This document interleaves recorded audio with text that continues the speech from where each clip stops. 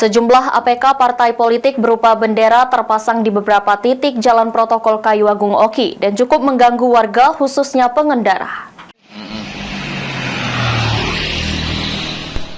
Puluhan bendera partai politik terlihat terpasang bebas di tengah pembatas jalan protokol Kecamatan Kayu Agung serta pagar jembatan Sungai Kumbring.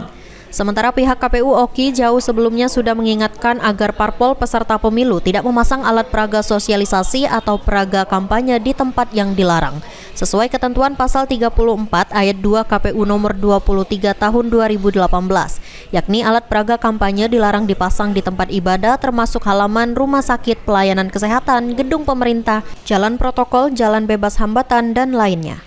Kasat Pol PP Kabupaten Oki, Rayendra, saat coba dikonfirmasi belum bisa memberikan konfirmasi adanya APK yang masih terpajang di jalan protokol tersebut. Novan Wijaya, Pol TV.